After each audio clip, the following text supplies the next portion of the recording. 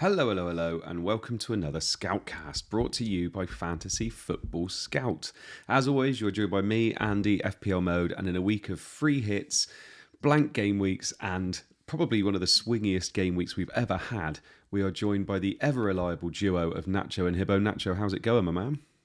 Yeah, doing very well, mate. I'm looking forward to going through our game weeks this week because it is for the first time in a while 3 green arrows, which is great to see. So yeah, I'm looking forward to going through this one because game week 34 was for a lot of people a memorable one, and for ourselves it was. So yeah, this is from a selfish perspective going to be a great podcast. Oh, big time. You wait till we get to the points. Hibbo, how's it going, my man? Like Nacho just said, 3 green arrows. I mean, we're laughing, aren't we? Feels good. And it also kind of feels like forever since we pod on the Tuesday night because we've been moving about and shifting the date of the pod or the day of the pod because of double game weeks and stuff like that. And the game week obviously still hasn't finished. We've got Forest and Brentford on Thursday night, so Bimo could damage the rank a wee bit. But it feels like a successful free hit. And there were some accusations on Twitter that us YouTubers all picked the same team. And guess what? Me and Andy had a starting 11 which had just one player difference. But he scored 10 points more. So this show, I think it's all about FPL mode. He's had some downs and some even more downs this season. But he's going for the comeback of all comebacks, and he's balled out this week. So well done, Andy. Yeah, thank you very much. Yeah, it was funny. That went around quite a bit, actually. And when I posted my team on the timeline, I said, it's boring, but this is the team I feel like is going to score the most points for me this week because it didn't, Natural, I don't know whether you thought the same. It didn't feel like a week where you could go massively different, if that makes sense. Like last week, they had kind of, you could pick Trossard over Saka, and that was a big deal. Whereas this week, it didn't feel like there was lots of chances to go against the herd, if that makes sense. Yeah, I agree. I think when we were all building our free hit teams and we were looking at potential teams to triple up on, there were just very clear options from each team. And I don't really think that we were blessed with a variety of choices. You know, when we were looking at Chelsea, it was only really Cole Palmer many managers were looking at. Wolves, I know we had that late scramble about the panic of whether Bellegarde was steal minutes away from Cunha, but deep down, I think we all knew that Cunha was the standout pick. And I look at the other options available, even at a team like Liverpool, where, you know, you would like to confidently go for a differential. Outside of Mo Salah and Luis Diaz, I think there aren't many available to us in that front line. So, yeah, it proved to be a week where a lot of the people who went template paid off. Sometimes it doesn't happen that way, but obviously it is great when it does. And we just got now hope for those that have obviously finished their weeks that Chris Wood and Embuemo don't hurt our ranks. Yeah, exactly. And Hibbo mentioned that earlier, that obviously the game week hasn't finished yet because Forest played against City in the FA Cup. We haven't actually finished the game week yet. So Forest and Brentford play on Thursday night, and obviously there's some highly owned assets there, and Chris Wood, the defenders for Forest, we got Mbumo, Wissa, players like that. So there is actually a bit of damage to be done, you would have thought, but what we're hoping for really is a 1-1 with what? Gibbs White goal and I don't know, Elanga? No, not Elanga. Someone rubbish. Yates goal. There you go. Magic. We'll go with that. That'd be magic. Yeah, that'd be absolutely lovely. But shall we have a look at some points? Well, actually, before we look at the points, we ought to go through what we're going to be talking about tonight. So we're going to be looking at the points and how we got on this week, although, like we said, it hasn't completely finished yet. We're going to be looking at fixtures and looking at the potential doubles and blank game weeks, or the potential for the fact that there might not be any more blanks and double game weeks coming up. So we're going to be looking at that. We're going to be looking at a little bit and talk a little bit about Man United and Spurs, the fact that they've got their Europa League semi-finals and what that means for the fixture in between those semi-finals. We're also going to be looking at the projections from Rob T as well, because we love looking at those and they're so good to look at, looking at game week 35. Then we're going to be looking at our bus teams. We've got a community team who again had a good week. And then, we've got a bit of a Q&A at the end as well. So, without any further ado, let's have a look at some points. So, my points this week. I got 103 points this week. Whew, I know, boys. Say that again. I won't be able to stand up for a while. So I had Jose Sarr in goal, who got me a penalty save, got me 12 points. Trippier, who I said all week, I honestly thought Trippier was going to have a big week this week. He did. He got 2 assists, clean sheet, max bonus, got 15. 8 Nori, who got an assist and a clean sheet, 11. Sessegnon, who managed to score a goal in the last minute, got 11 points and got max bonus as well. Palmer with 3, Jacob Murphy with 6, Diaz with 7, Mo Salah was my captain who got 16 as cap, Isak with 6, Cunha with 15, and then Raul Jimenez with 1 point. What a disappointment he was. But 103 points and a massive green arrow up to 226k. Hopefully I can stay in the top 250k after the game on Thursday, but we'll see what happens there. But yeah, I mean, I'm not going to lie.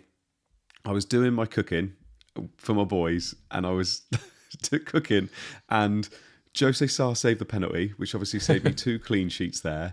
And then Sessegnon scored and I was just sat there thinking, so this is what positive variance feels like. It was absolutely lovely. I've waited 34 weeks and it's basically all come in 1 week. So yeah, 103 points. Absolutely delighted with that. Considering Nacho told me my target was 300k and I thought, you know what, that's a competitive target and I'm at 226k now. I will very, very much take that. So yeah, I'm just going to, if we could have a minute's applause, boys, I thought that'd be quite nice. Mate, it is incredible, honestly. We bow. Yeah, I very much take it. I mean, 226k, so you know how bad my season's been, but I'm trying to make something of it in the last couple of weeks. Hibbo, talk us through your points. Lovely little green arrow for you as well. Lovely green arrow for me, up to about 60k-ish as it stands now at the minute. But for me, just the 93 points. I'll be modest enough to say that, and I'm all out for the game week, so no players to come on Thursday night. But if I do say so myself, I feel like this is baller level free hit. So loads of people bemoaned the luck of the free hitters this week. But imagine a team playing against Southampton, Leicester, and Ipswich scoring well, and that's sarcasm, by the way. So this masterclass for the podcasting people from back to front.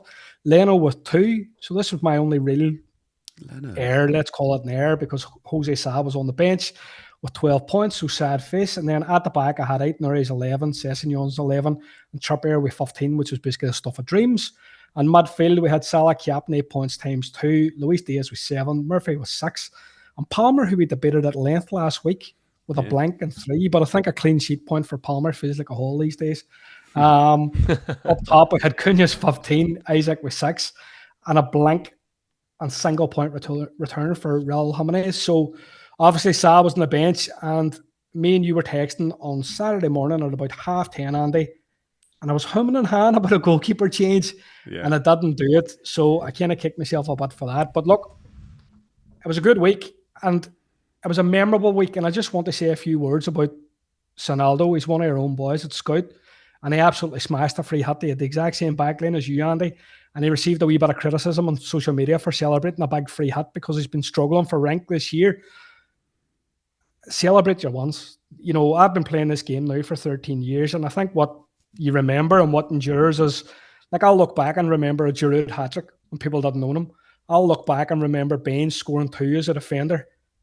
And I think Sonaldo will remember this. So, like, you know, you'll always kind of remember those big weeks. And that's what the game's about, despite the fact that you might be struggling for rank in a particular season. I don't think it matters, because all we can do is really plug on to the end, and fair play to Sonaldo for doing it. Yeah, good man. There will always be people out there that try and take the joy away from you. And the problem is you can end up playing this game for 38 weeks and not enjoying any single week. So you might, like you just said, you've got to celebrate when it all goes well, because you're going to beat yourself up a lot when it doesn't go well. And speaking of that, Hibbo, Leno, what were you doing? It was obviously Jose Sa was the 12-point pick here. What's going on there? I wanted to double on one defence. Do you know, like, you effectively doubled in the Wolves' defence, and I feel like doubling on the defence in one way, shape or form was a good play. I think it was a hard week to do that, because if we were looking at the teams that you could pick, double Newcastle attack felt good because they were playing Ipswich. So you weren't going to double on their 2. So you were always kind of, it was really a coin flip between Wolves and Southampton. And I went with Leno. So I kicked myself a bit for that. But I think we can all concede that there's a bit of luck involved. You know, he saved the penalty. If he doesn't save the penalty, he concedes the 2 clean sheets, bust, etc., etc. So I think the free hit people got lucky across the board, but I do think there was an element of good strategy in playing the free hit in 34. Do you know, I don't want to criticise people that played it in 33, but I felt in 34 you were able to attack the upside and players that you effectively wanted for 1 week, and then you didn't mind if you lost them again, you know, so... Yeah, no, it's good. It's at least the Fulham clean sheet went very early on. So it wasn't like it was a late clean sheet wipeout. It went very, very early on. You've got to have some kind of silver linings here. And speaking of silver linings, he's been our silver lining pretty much the whole season. Nacho, well, I say that, you haven't actually. You've climbed up and it's like a phoenix. And this is obviously the free hit of the phoenix. Talk us through it. Yeah, I feel like it's just been one of those examples this season of, getting hit, getting back up and just plodding along, really. Kind of like a Rocky movie almost. So, kind of that, maybe a spin-off here. But yeah, 88 points in a week where comparison is the thief of joy, because any other world, 88 points on a free hit will be fantabulous. 180,000 game week rank. But when you are obviously on Twitter and you see your boys ranked, you think to yourself, oh, what if? What could have been? So I'm obviously not kicking myself. 88 points I'm delighted with. The only thing I'm kicking myself about is not sticking with my gut and almost overthinking the game. I was traveling to London for my anniversary on the Saturday, and in the morning, I had my team locked in, and I had Sarr in goal, I had Trippier, I had Mbuemo, and I had Raul Jimenez on the bench. Oh dear. Honestly, it kills me. And then I thought to myself, oof, everyone's got Raul. Cucurella, I've seen him pop up in the box. So I rejigged my team and we ended up with this. It is what it is. But for people out there, stick with your gut, don't overthink it sometimes. So just quickly reading through the team. Pope with a 6-pointer. Again, on reflection, should have chased the upside in that Newcastle defence. But is what it is. Cucurella 6-pointer, 8 Nori and Sessegnon. That 9-point swing from Sessegnon in the last minute is just outrageous, really. Luis Diaz, Murphy ended up just, I think a lot of people had the same opinion with Barnes, that he was a great upside pick, but if anybody was going to get his minutes managed or stolen, it was going to be Barnes. Well, proved to not really be the case at all. Murphy went off on the 60th minute, is what it was. Salah, and then Palmer with the blank, and then Raul Jimenez being the biggest disappointment ever, Isak, and then Cunha with the 15-pointer. So, yeah, as I said, just hoping Mbuemo doesn't damage us. Otherwise, it's been a fantastic week. Yeah, no, it's lovely. I mean, 88 points, quite a low score this week, like you said you would say. Yes. But no. I don't know what that was. Apologies for that. Got no idea what that was. Right, but no, fair play though, mate. And obviously up to 39k, so you've got to be very, very happy with that. Absolutely lovely stuff. Let's have a look at the fixtures. So this is fixtures based on difficulty. And interestingly enough, obviously this doesn't have the double game weeks or the blank game weeks in it, because these are just all the fixtures we got left. We've got Ipswich, who are actually top. So Ipswich are top of the fixture ticker at the moment. Probably the first time this season they've been up there. I could be wrong there. And then we got Nottingham Forest in second, Man City in third, Everton, Brentford. It's quite interesting. Chelsea and Liverpool are at the bottom there. And obviously we probably have a few of those players in here. But we've also got, and this is from Lego Mane from Blue Sky, we've got the fixtures as we're looking at them based on the fact that game week 36 could be a double game week. And if game week 36 is a double game week, then game week 37 will be a blank game week. So there's lots of kind of permutations that's still happening at the moment. Hibbo, one of the things we're looking at when we're looking at these fixtures, and we're looking at Lego Mane's one in particular because it's got also the European ties in there, it's not as simple as just these teams have these games left, is it? Because we're hoping by Friday, and it is a Friday deadline, we're hoping by this Friday, we will know what is happening in game week 36 and game week 37. Isn't that right? That seems to be the general impression. So, like as you say, we've got 4 fixtures left when we look at the fixtures from just the kind of standard point of view in terms of the season ticker. And there have been a lot of chat about doubles, and there have been a lot of chat about fixtures moving, that logically coming out of 37 and coming forward on the 36. So the chat have been that Man City and Bournemouth, Palace and Wolves, so they're the FA Cup finalists, that rather than them having a game in 37, that they would double in 36. Now, that had generally been the narrative throughout the season. But I think the oldest tipster, or the oldest team leaker in town, maybe has a wee bit more information than everybody else, because there now seems to be a general groupthink mentality that there won't be doubles, and that the fixtures that we see at the minute on our screen on the season ticker are what's going to play out for the rest of the season. So rather than the fixtures jumping 37 into 36, that they'll actually move until midweek. What does that mean logically? I think if you're more or less all out of chips, I think it's great. Yeah. I think people that held the free hit, people that held the wild card, they were effectively playing for the big kill over the last 4 weeks. Now, if they don't have a double, they navigate or a double day attack, whether it's on free hit or wildcard. I think those chips have now, for those people, lost a lot of value. I think the exact same for anybody that has assistant manager left. You know, there'd also been some chat about Spurs Villa moving. I think Spurs have requested a move because of the Europa League, potentially making the Europa League final. Which Villa rejected. Which Villa rejected. I play Elite Syrian Fantasy, which you boys probably think's very, very sad. Bodo Glimt, they're a very good team. On current form, I'm not even sure if Spurs beat them. But no, I think the fixtures as we see now are the fixtures that they're going to play out from now to the end of the season. So in terms of who we're going to pick, I think it's looking at the top teams. Like, we're not really going to be considering an Ipswich. Man City still obviously stand up. You know, they were a team that we invested in the earlier wildcard, and they're still looking very, very good. But I think the eyes kind of drawn to, quite obviously, Brentford. You know, like, we're going to be looking at assets from their team. And I think if it becomes a case that we don't get doubles between now and the end of the season, it'll be a very straight line end of the season. You know, you're not going to be thinking, well, how do I load up in players for a double in 36, and what happens if they blank in 37? So for us, I think it's a huge advantage. If it falls that way, sounds like it will, potentially. Yeah, I mean, if we could look at things both ways, Nacho. We could look at it as, obviously, those doubles could still drop into 36, and obviously it could be that those fixtures go into 37 and we don't have any more double game weeks. If we're looking now, I've just brought up the fixture ticker from Scout in terms of difficulty, so we've organised it based on difficulty.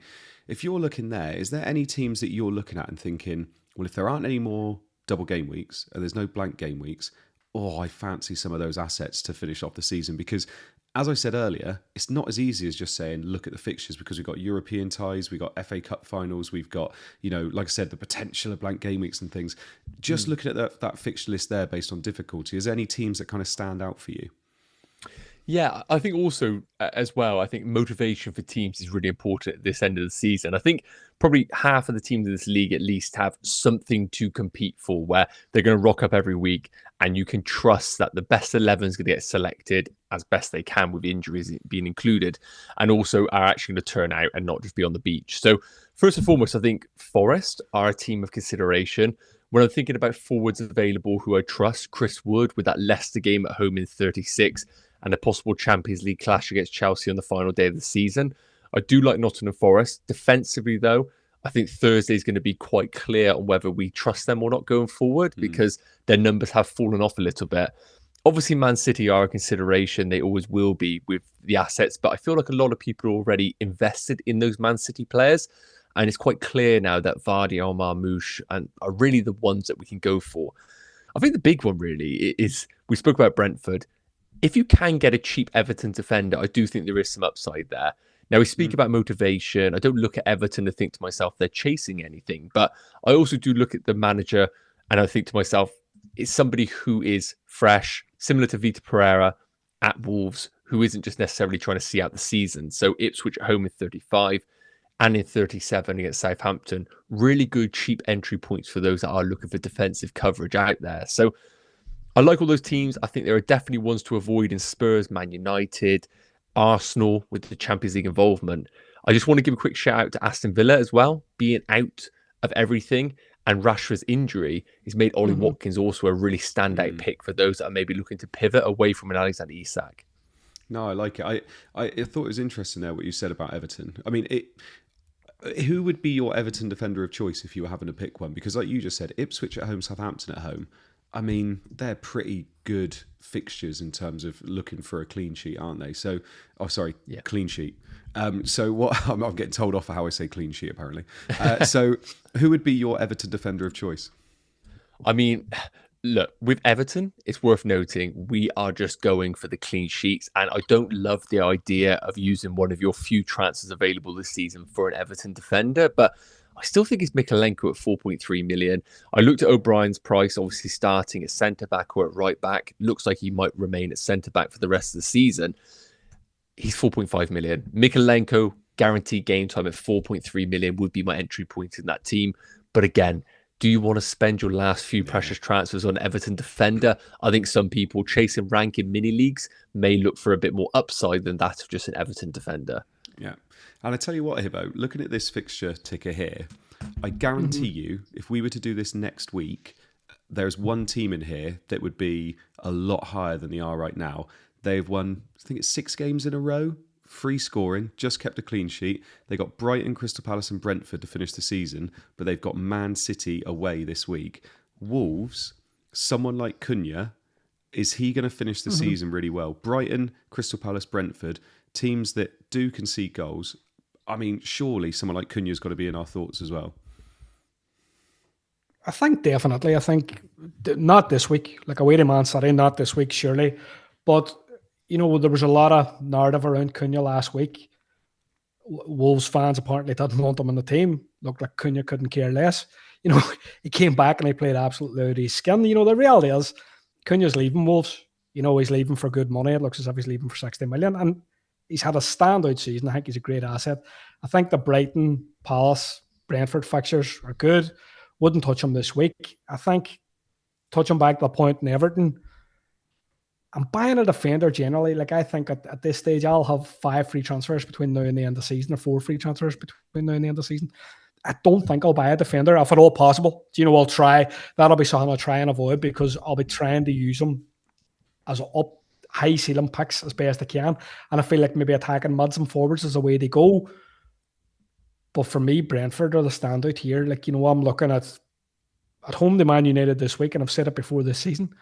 I don't think you get a more favourable fixture. Okay. But seriously, you boys are targeting Europa League. I think there's going to be a fair bit of rotation and around that. I think he's struggled in the league a wee bit anyway, and I do think at home, the United, I think Brentford are strong, and then they've obviously got Ipswich, Fulham and Wolves.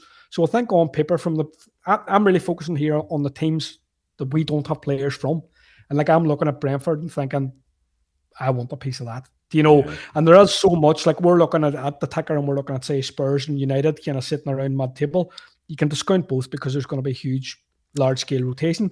You're looking at Arsenal and they're sitting around the middle, Bournemouth, Liverpool, Newcastle. So I think final day is fine. Like you could maybe use that as like a re-entry point if you wanted to really attack 38. But again, like, is Saka going to play this week? Like, how's the game going tonight? They were 1-0 down. Are they still 1-0 down? Still 1-0, yeah. Still 1-0. There's been so much narrative around Saka too. He doesn't play, and then he played against Ipswich. And maybe the only reason he didn't play against Palace was because he took the heavy knock because of Leif Davis. So he didn't start. He came out against Palace, but he starts again tonight. So then we're looking at Saka thinking, like, if he's fit, he maybe starts. But when you're looking at UCL and the fact that Liverpool won the league on Sunday, I think the next game for Arsenal is effectively a dead rubber. Yeah. And I think from that point of view, he's their talisman. He's their main player.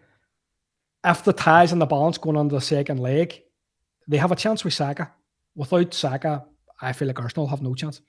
And that's the risk that you run if you play him against Bournemouth and he takes a knock again. So I think he'll be the player in everybody's lips this week because anybody navigating the end of the season similar to us owned him for the Arsenal double game week, and now they'll be thinking to themselves, how reliable is he for 35? Yeah. I feel a low percentage chance that he starts. So, and I mean, you mentioned Brentford there in terms of the fact that they have got Manchester United, who have obviously got European ties either side of that Brentford game, and obviously Brentford are at home. The team just below Brentford in the fixture ticker are West Ham, and of course they play Spurs, who also have European ties either side. So I've got here a little graphic from Fantasy Football Scout, which was from one of their articles this week. By the way, if you don't go on the Scout website and look at their articles, there's so many good articles every single week, including the captaincy one's very, very good as well. That's out most weeks. And you can see here when the European ties are happening. So both Manchester United and Spurs are playing away from home on the 1st of May, Thursday the 1st of May. Then they have their away fixtures again against West Ham and Brentford respectively on the 4th of May, so just 3 days later. And then 4 days later, they have their home European tie against those teams again as well. So what we're basically saying is within the space of 7 days, they're playing 3 fixtures. Both of them can't be relegated from the Premier League now, which sounds horrendous saying that, but that is obviously true.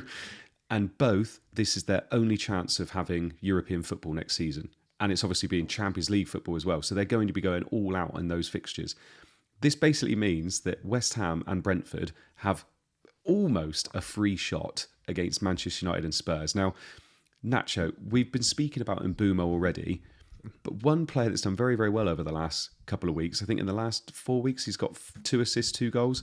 Jared Bowen, playing against Spurs, cannot defend, cannot do anything at the moment, playing them at home in between 2 European fixtures. Is there a case to be said that maybe Bowen is the pick instead of Mbeumo, or would you want both? What are you thinking?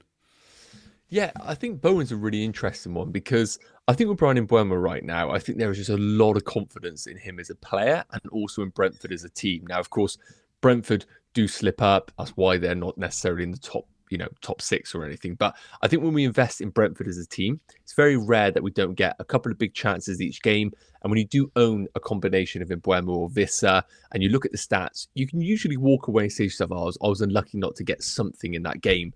The problem is West Ham are sometimes a little bit the opposite of that. Yes, they scored 2 goals against Brighton recently, but for what it's worth, they've been just a little bit meh. Like under Potter, they haven't been playing fantastic free-flowing football where they've been scoring loads of goals. They've been a bit more defensively sound at times, but I don't look at West Ham and say to myself, oh my God, I need a piece of that attack.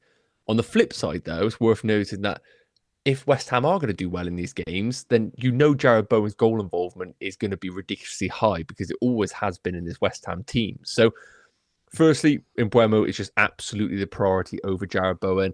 Bowen arguably has the better 2 just because he has obviously Man United off the back of that second leg. But Mbeumo has to be the priority. If you can get to Bowen, I like it, but I also have no confidence in West Ham as a team right now, and that is my big concern. But again, as I mentioned, you can make the argument that if you don't have confidence in the team, at least you are buying a talisman where if they are going to win a game, Bowen most likely will be involved.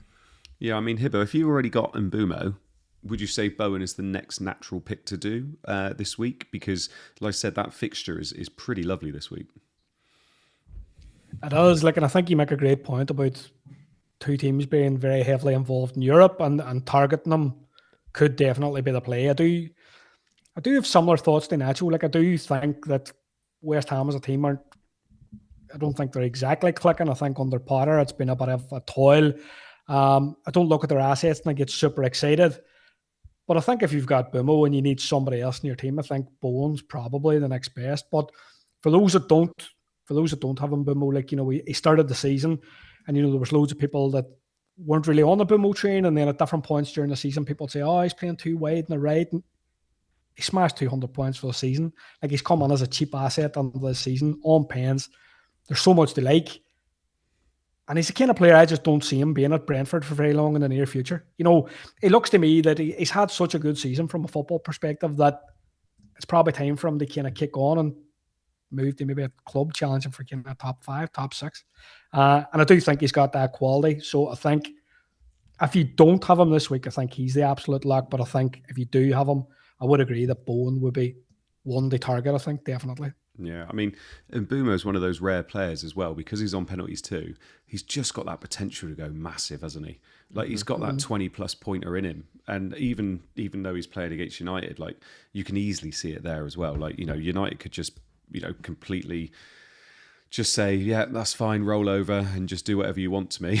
And obviously, all they're thinking about is Europe, isn't it? Sorry, I got a bit dark there. Right, let's have a look at some projections from Rob T for this week, because there is some interesting, it is interesting having a look at this. So we've got a lot of the fixtures here. The main projected goals we've got this week are Man City, who are playing against Wolves. They're projected to get 2.4 goals. Brentford are second, projected to get 2.05. Then we've got Everton, because they're playing against Ipswich, projected to get 1.9. I don't think they've scored over 1 goal this year, have they? Then we've got Aston Villa at 1.85, Chelsea at 1.8, and then West Ham, Arsenal, Newcastle and Leicester, who are also up there as well. In terms of clean sheets, we've got Everton at 44%, City at 42%, and then we've got Villa, Arsenal and Brentford, who are the only other ones above 30%. Now, one of the ones I wanted to bring up, and it's actually not one of the ones that is right at the top there, but Nacho, we've kind of mentioned it a couple times tonight. Arsenal are projected 1.70 goals this week and a 32% chance of a clean sheet against Bournemouth. Should those be kind of tempered a little bit because of obviously the fact that they're playing Europe this week and next week? And do you think maybe that's kind of going to be a little bit dampened because of that? Yeah, I love the Rob T graphics. They're so good, and they just help with kind of just your own opinions. You can look at this and then just have both as a decision making tool, which is great. And I think that's the big thing going into this week. Because we have got the Champions League, I think you need to look at this right now and say to yourself, yes, 1.7 expected goals is fine. 32% of clean sheets, great. But now you need to take your own opinion of what the Champions League is going to do to the team in general. From my perspective, I think Bournemouth are a good team. They've had a bit of a poor performance over the last couple of months, but I don't look at this game and say to myself, I absolutely have to keep all of my Arsenal assets.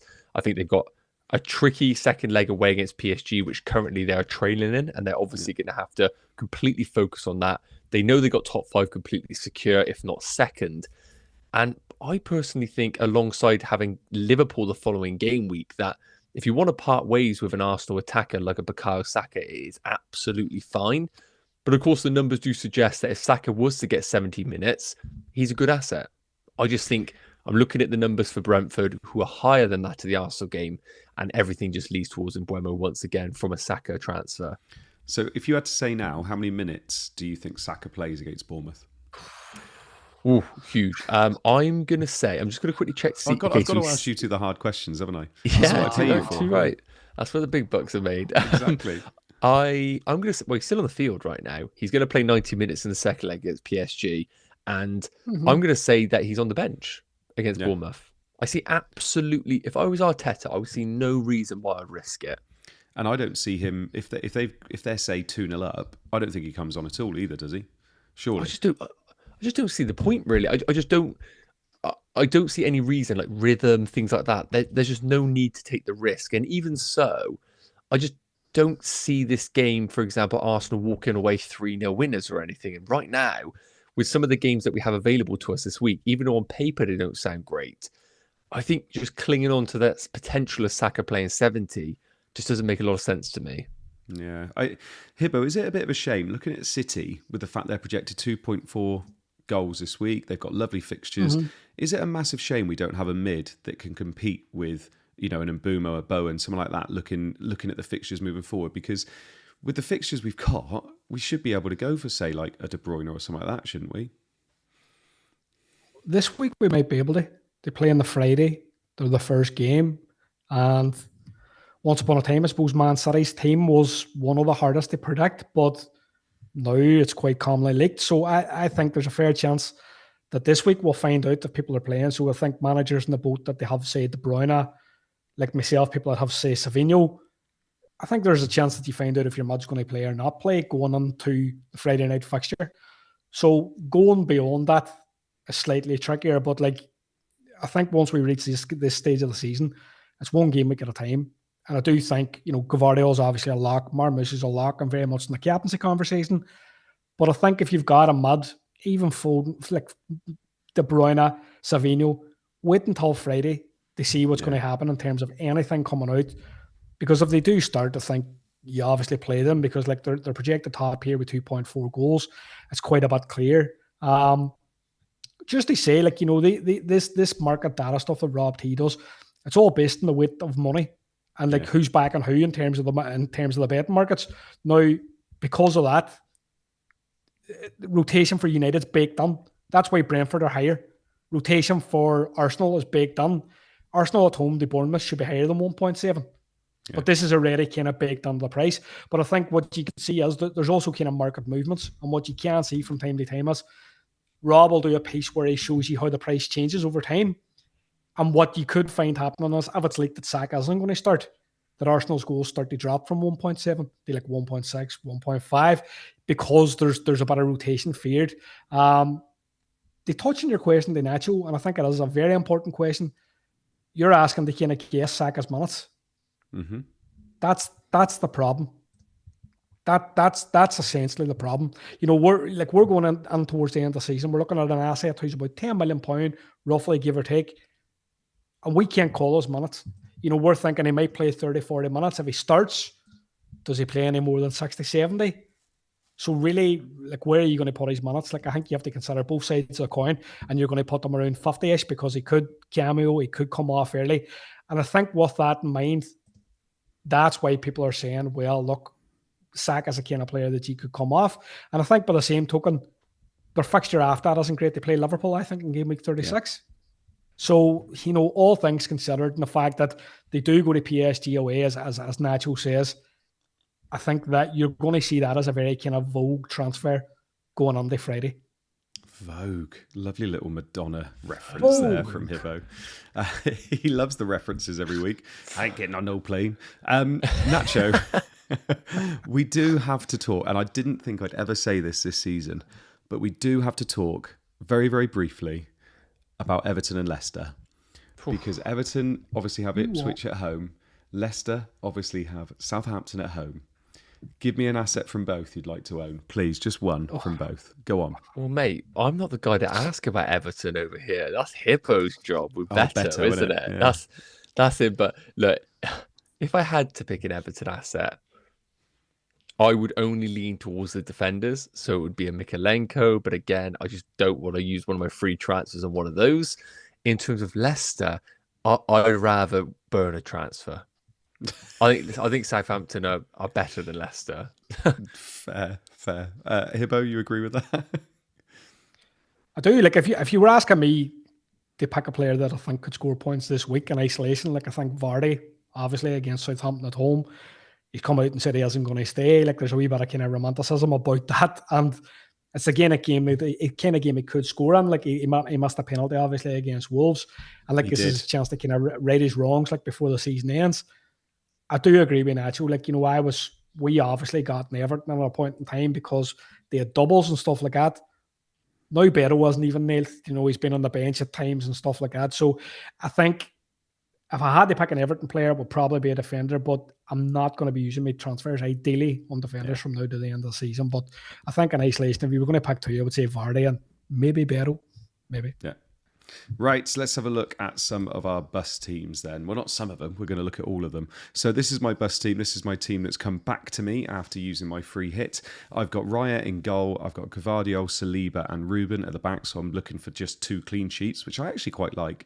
Then I've got Salah, Eze, Rodgers and Saka at the moment in the middle with Mateta, Marmoush and Isak up top. I've got Martinez and Konsa on the bench who both have Fulham at home. I'm not going to lie, I don't hate that in terms of maybe hoping for a clean sheet. I got both of them on the bench. Then I got Wan-Bissaka, who I also don't hate, who's got Spurs at home, and I got Sarr on the bench as well. Bench boost, baby. Mate, I know what's going to happen. This will beat my bench boost, and I won't play them all. Yeah. I could easily roll this week. I could easily take Saka out, put him on my bench, and play any of those 3, who I think would outscore Saka. But obviously, Saka to Mbeumo. It's the popular transfer because it just makes an awful lot of sense. And obviously, Mbeumo could do a lot of damage against Manchester United. But I'm very, very happy with this team, to be perfectly honest. I don't think there's anything I'd really move there. Lots of people saying about playing Sarr.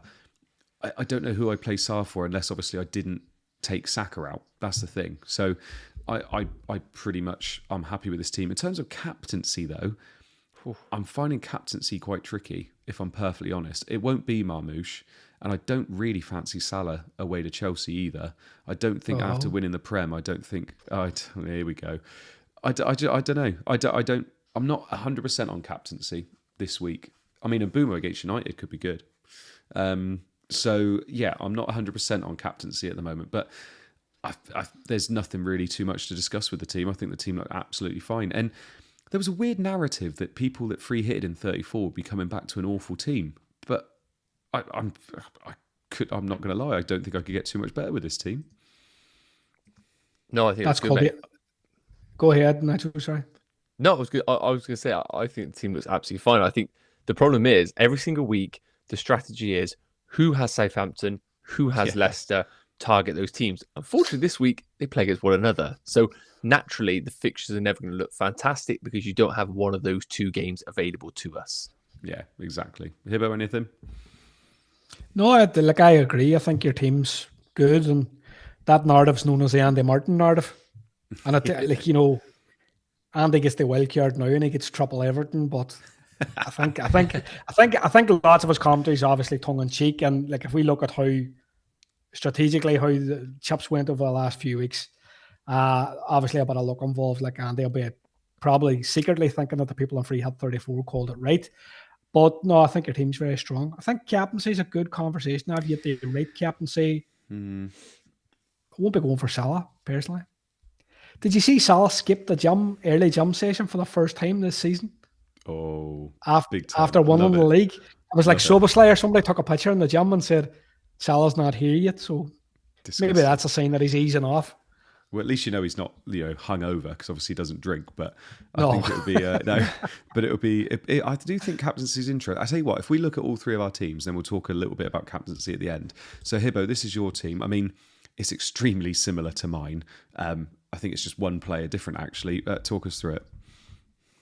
Okay, so this is me rolling on the game week 35, and I don't really feel terrible about putting the old band back together. In terms of like my personal position, I have 2 free transfers and 0.2 million in the bank. And I suppose what I'm going to do this week is going to be determined by what we hear in terms of double game weeks. So I'm blanks.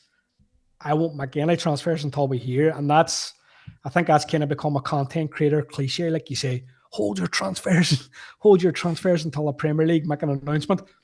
But it's true. There's no reason to go early this week. So my team from back to front for the podcasting people, I've got Raya at home to Bournemouth and Nets, Gvardiol, Munoz and Saliba. They all look favourable on paper at the back.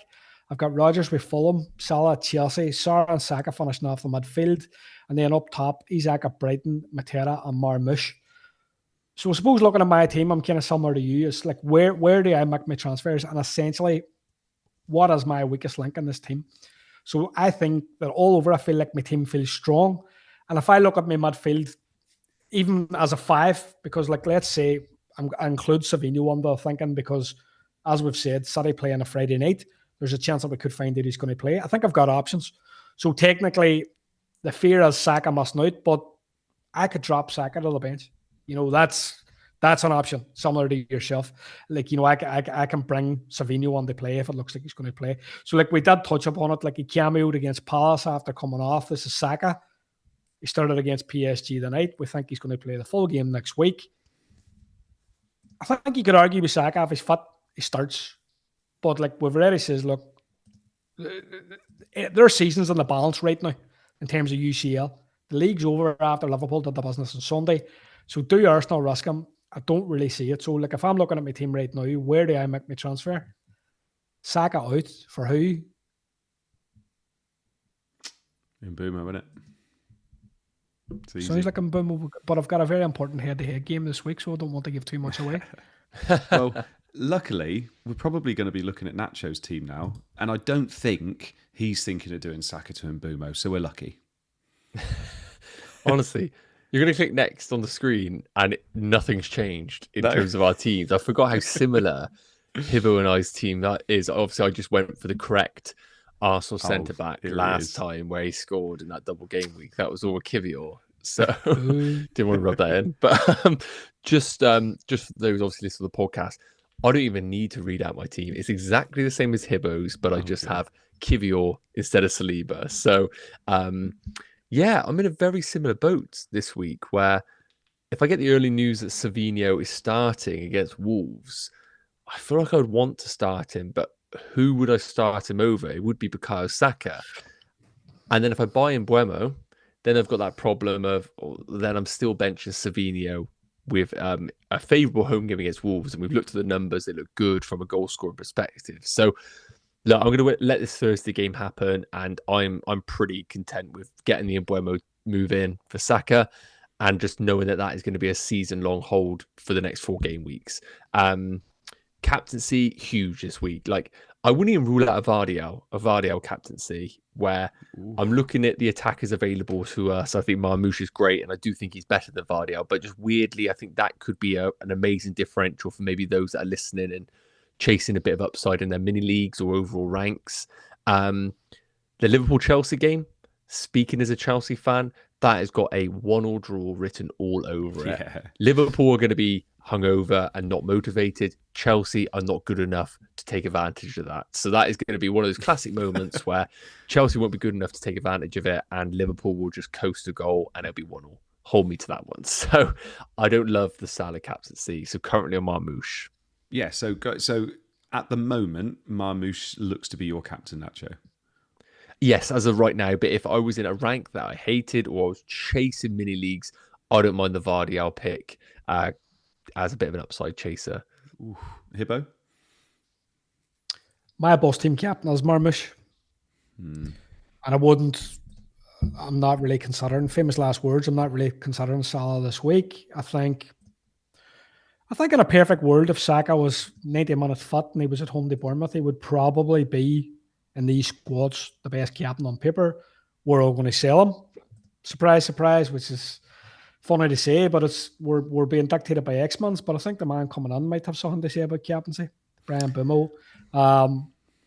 Captain player at home to Man United never feels easy. You know, you kind of think historically about United as a team and how good they've been, I suppose, in my lifetime. Like, you know, I'm only like about 31 years old. And if I look back on that time, he's obviously been very good, or United have obviously been very good. But I don't know, like I'm looking this week and I'm thinking they've very much got the eye off the ball in terms of Europa League.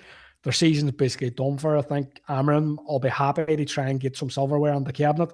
It looks like a possibility. But he has to get there first. He has to get to the final first. And I think they'll be very focused on that. And I do quietly like Bumo. Whisper it quietly. Gentle whisper. I do like him this week. Better to have a gentle whisper than a careless whisper, mate. I'm not going to lie. I like Mbumo more than Marmoush this week for captaincy. Ooh. I think I do. And that could be very, very wrong. But I think I'm probably going to bring Bumo in captain him. I think I will. I love it. Yeah, I think I will. I fancy United to lose 2-3-0, personally. I think they probably will. But we'll see. I mean, with the rotation as well, could be mass rotation. If Bruno's rested, you know it's going to be a weakened team. So we'll see what happens there. Looking at Com Team, oh my goodness, community team. They hit 92 points this week. Hey. I know. They got a 13k green arrow up to 23k. So they're at 23k at the moment. They had Jose Sarr with 12. They had Trippier with 15, 8 Nori with 11, Cucurella with 6. They had Salah with 16, Barnes with 3, Diaz with 7, and they've still got Mbumo to play. Then they had Isak with 6, Cunha with 15, and Raul Jimenez with 1. We did get lucky, though, because their bench was Sanchez with 9, Sessegnon with 11, Trent with 5, and Bowen with 9. So they had, what do they have? 29, 34 points on their bench. So they could have been out of sight. But fair play, 23k. If they can go for top 10k this year, we're going to struggle. I mean, I'm going to say it now. I don't think I'm beating the Com Team, boys. So it's up to you, boys, all right? Pressure's on. Pressure's on, Nacho, because it won't be me, I don't think. Too far away. I know. I knew 10 weeks ago I wasn't beating them because they just copied my moves. So I think fair play to it. They every year they do well. We've been doing this. They do well every year. So fair play to the Com Team. So keep it going. But if you don't want to make any moves for the last 4 weeks, that's absolutely fine. Absolutely fine. Right. Back to the intro screen and back to a bit of a Q&A. So it looks like it's still 1-0 to PSG. Yeah, it is still 1-0 to PSG. Saka's still playing as well. And Saka is still playing. Odegaard's off, aren't they? So chuck us in your questions and we will answer as many as we can in the next 5 minutes. Trigger Talk says Mbumo does have a very short turnaround. I suppose obviously he plays Thursday and then obviously he plays Sunday as well. So quick turnaround for him. Mario Rodriguez says Mbumo or Bowen, Nacho? Oh, Mbumo. Every day. Yeah. Yeah. Mario Rodriguez also says, Hibbo, do I do Saka to Mbumo and Sarr to Bowen for free? I think for free it sounds pretty aggressive. You know, who might Popo has ideas of how he's going to attack the end of the season, so I think go for it. Yeah. FPL Zeitgel says, do I do Saka to O'Brien? Is that a decent punt? O'Brien is a centre back for Everton. Don't think it works. Love it. Yeah, I was going to say, I'm not sure about that. Squiros17 says, I'm 6 points behind in my mini league. Mbumo in for Saka, or do I do Wissa for Mateta and also get Bowen in? Is it worth the risk? So, I mean, I quite like that. We haven't really spoken about Wissa too much, but would you prioritise getting Wissa in instead of Mbumo, Nacho, or do you think it's just Mbumo with penalties and everything? Yeah, no, I think it's a boomer. I absolutely think the double up of those two is fantastic. But if I was to go into this game week and have a choice between selling Saka or Mateta, I think I'd rather sell Saka because Mateta I still think offers value in this game. Yeah.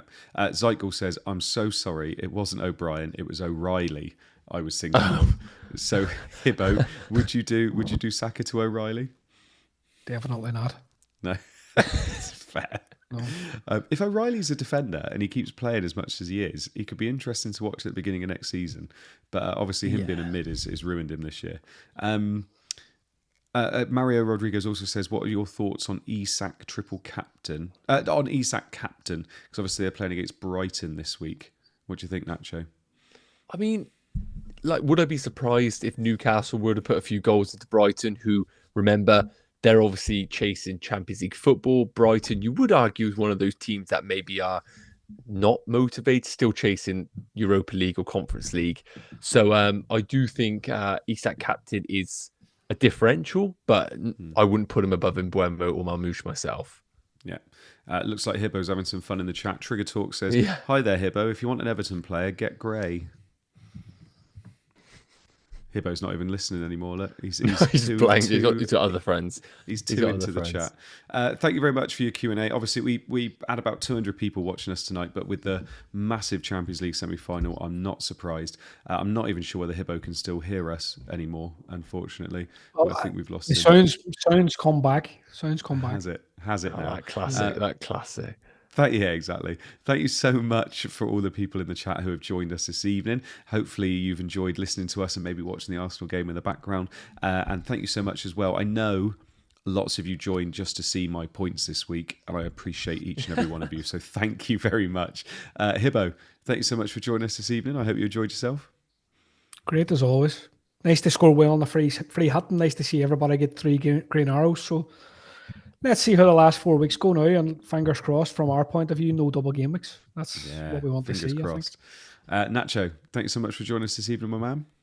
Yeah, joy as always. I mean, can we finish the season with 4 green arrows each? That's what I'm hoping right now. I'm putting it out there. I want 4 green arrows from all of us. I thought you meant 4 between us until the end of the season. I was thinking, I hope so. No, I don't want to see another red arrow on this show, basically, is what I'm saying. Good. We can do that. We can do that. Thank you so much for all the people that are listening now. Thank you for all the people that are listening after. And also, thank you for all the people that listen on the pod, because we appreciate each and every one of you. We will see you all again next week. Remember, it is a Friday deadline this week, and it will probably catch a few people out because of the Thursday game and everything. So we literally watch the game in the next week. The next day, we're locking in. So make sure you remember that, and we will see you all again next week. Bye-bye.